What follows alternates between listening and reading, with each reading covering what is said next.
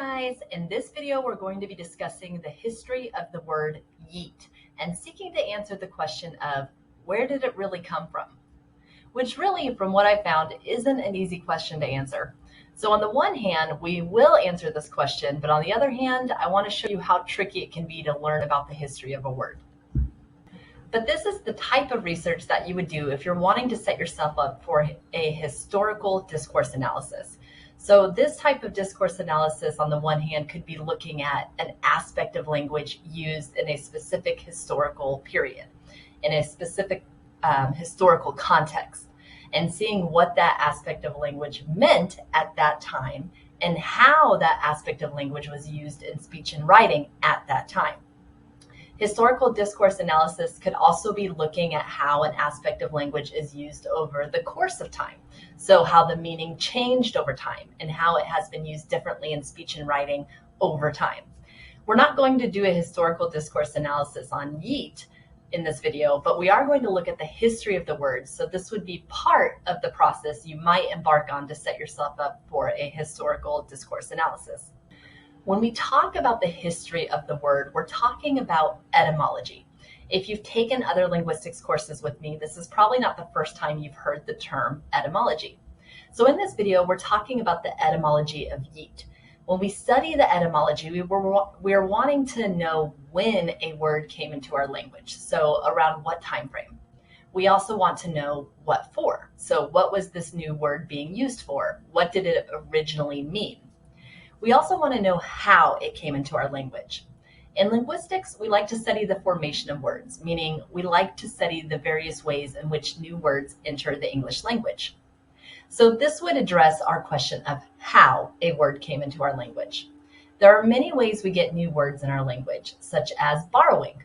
This is when we borrow a word from another language, such as the word taco, which is a word we now commonly use in English, but we borrow this word from the Spanish language. Clipping is another type of word formation process. This is when we take a full word and clip part of it off, such as dorm, which is a clipped version of the word dormitory. Another example I'll provide is the word formation process of compounding. And this is when we take two words and put them together to form a new word, such as when cat and fish were put together to form the word catfish, which is the name of a specific breed of fish. So those are just a few ways of many in which we get new words in the English language. So of course, when we're talking about the history of yeet, we of course want to know its origins. We want to know how this word entered the English language. But to do that, we need to know when the word first appeared, around what time frame. So typically, if I wanted to look at the history of a word, I would start by going to a source like etymology.com. I can type the word I want to know the history of into this search bar, and it would tell me about the history of the word. So actually, I can do this with the words I told you about on the prior page. I told you that taco was a borrowed word, and I can confirm this by seeing at etymology.com that this word is indeed from Mexican Spanish. So it was borrowed from Spanish. I also told you that dorm was a clipped word, and at etymology.com, I can see that dorm is indeed a shortening of the longer word dormitory. I can also verify that catfish did indeed enter the English language as a compound word, the combining of cat and fish. So this resource is super helpful to start with if you want to get to the history of a word. And the information we find on this site is pulled and validated from a collection of reputable sources that have traced the histories of these words, many of which are dictionaries. If you go to the etymology.com homepage, you can find this list and this link to a full list where you'll see that etymology.com pulls their material from over 80 reputable resources. So I started at etymology.com when I wanted to learn about the history of yeet, but unfortunately it said that no results were found for yeet. I checked out a few other etymology sources, which I have listed here, and nothing was available. I even went to Google and just tried a simple search using the keywords etymology of yeet, because sometimes they're able to display a word's etymology by pulling information from dictionaries.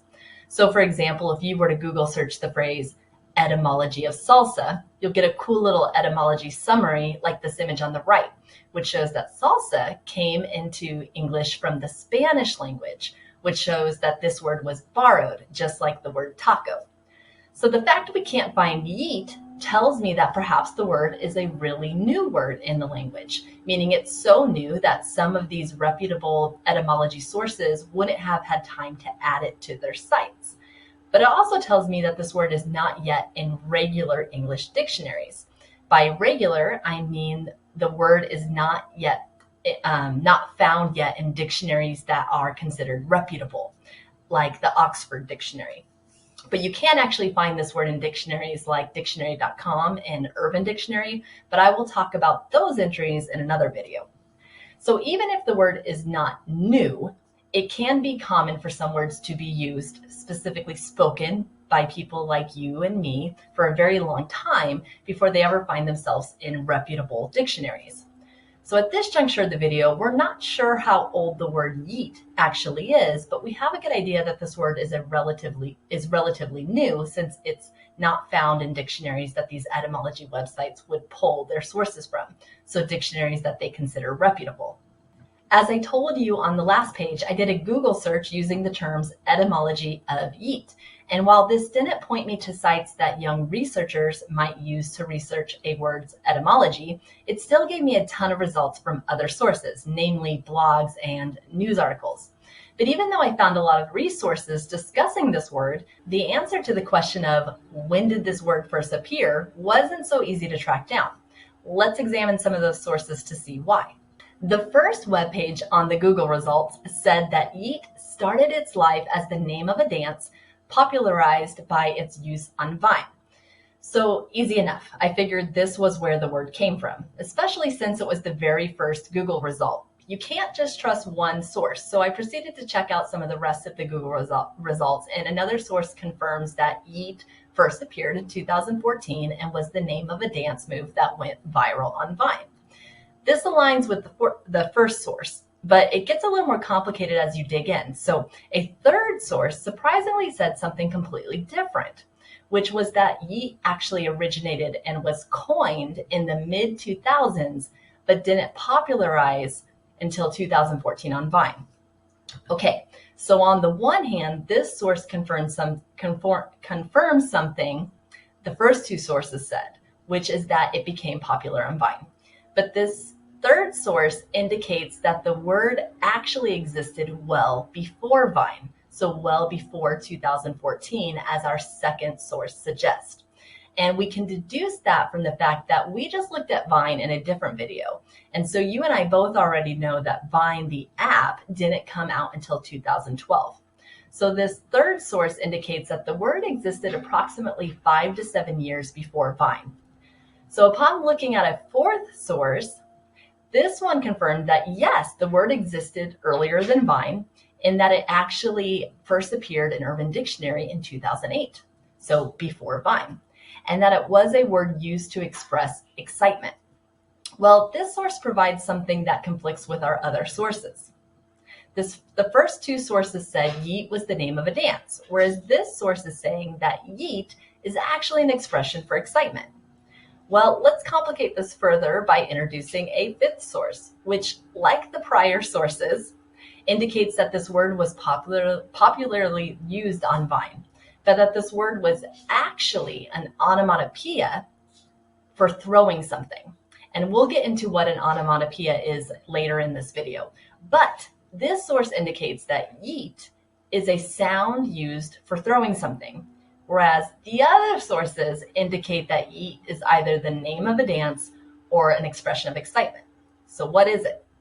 So the history of this word would go on to get more confusing as I jumped around tons of the Google search results. Like I had about 40 tabs open on my computer, all different sources trying to explain the history of yeet.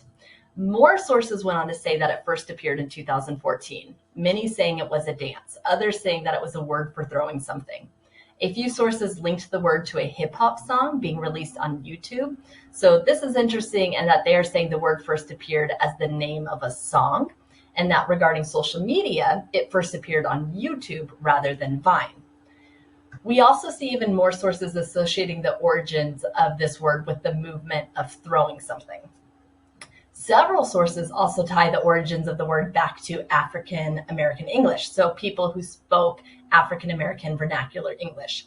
If you're not familiar with this term, then the layman's terms would be Ebonics or Black English, but society at large often has negative associations with those two terms, so when we discuss this particular language in scholarship, we use the term AAVE.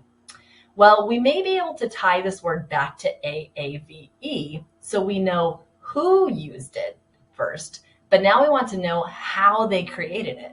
So even with all this information, we still don't quite know the history of this word. And the only dates we have to work with from our sources are that the word first appeared sometime in the mid-2000s to possibly 2008. So as researchers, we've got to keep digging.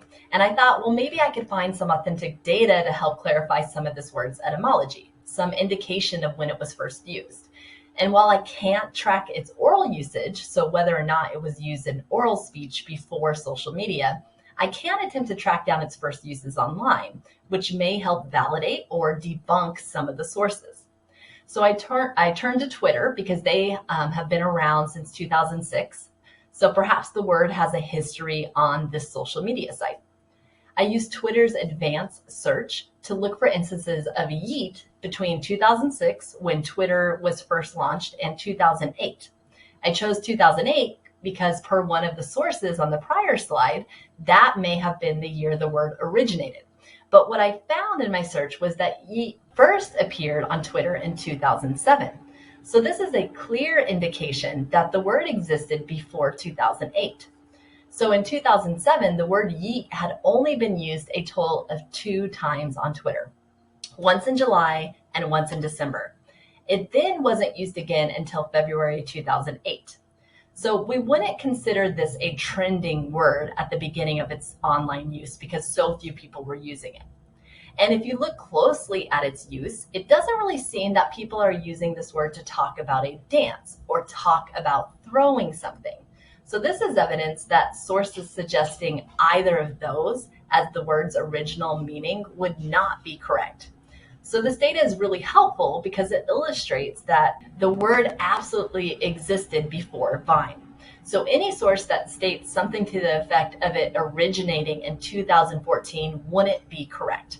The data also showed us that given these earlier uses online, it didn't seem to start as a name of a dance. So as you saw in the way the word was being used in those tweets, from its context, it wasn't referring to the yeet dance, nor was it referring to the movement of throwing away trash.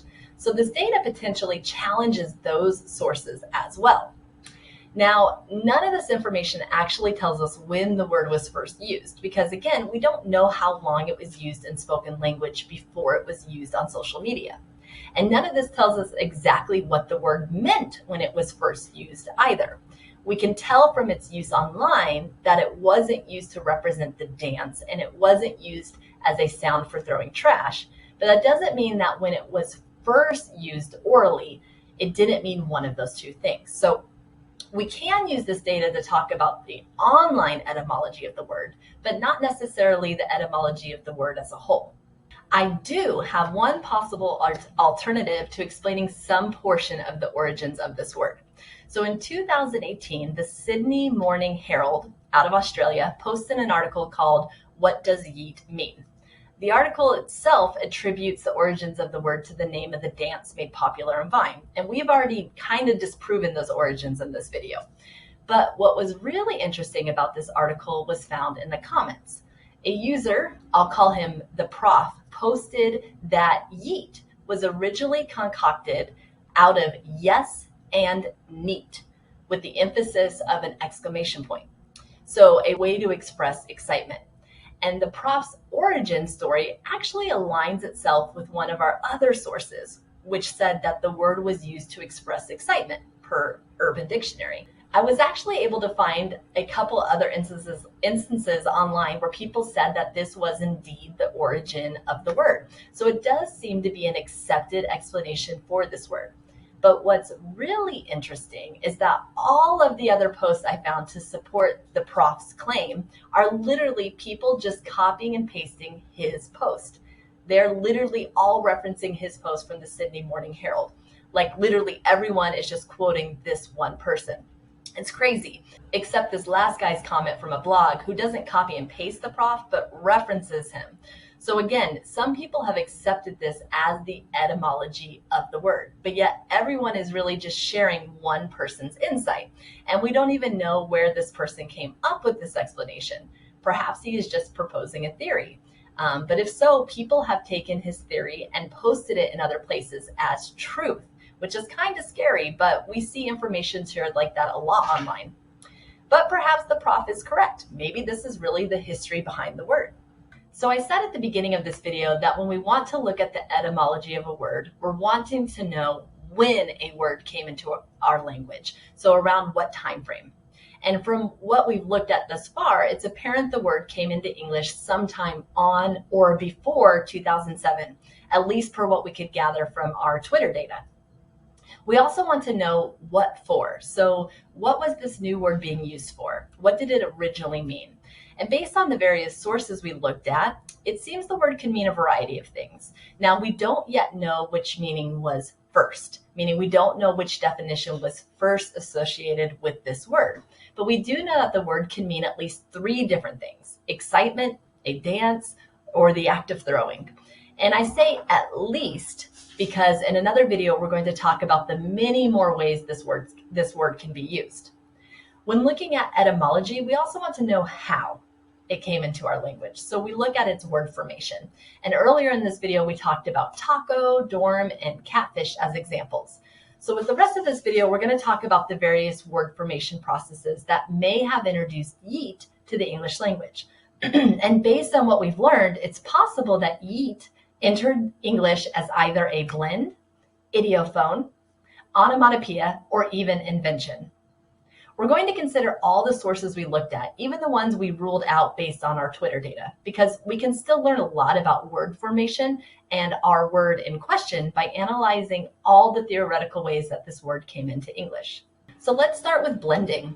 We had the one theory from the prof that yeet was concocted from yes and neat.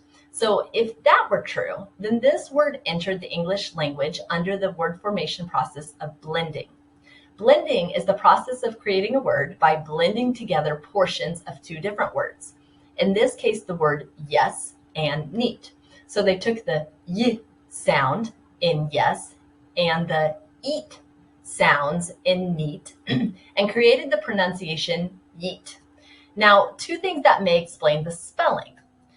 First, it's likely that this word was spoken for a long time before it was ever put in a spelled form. And 2, by the time it was put into a spelled form, people probably didn't recall the history of the word. Because again, we don't even know the history of the word today, as evident in this video. So people have forgotten the etymology of the word. So when it came to spelling the word, they spelt the word essentially the way that it sounds, with the 2 E's. We see in words like beep, jeep, free, tree, all words that have the double E's representing the E sound. It's just a theory, but it's one that likely explains the spelling. So blending would be the word formation process that explains the way yeet entered English if it really entered English this way. However, another source also suggested that yeet was used to accompany some sort of movement. So that could be the movement of dancing. So I'll show you a clip in a second of how you yeet as in dance. You throw your arms in a downward motion. So you move a certain way. Another source said that yeet was the movement of throwing trash. So either way, movement is associated with these 2 theories of the word. If this is where the word came from, then this would be called an idiophone.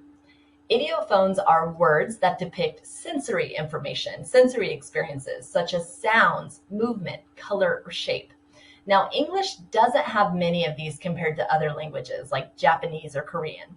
So in many Asian languages and also many African languages, idiophones are a major class of words.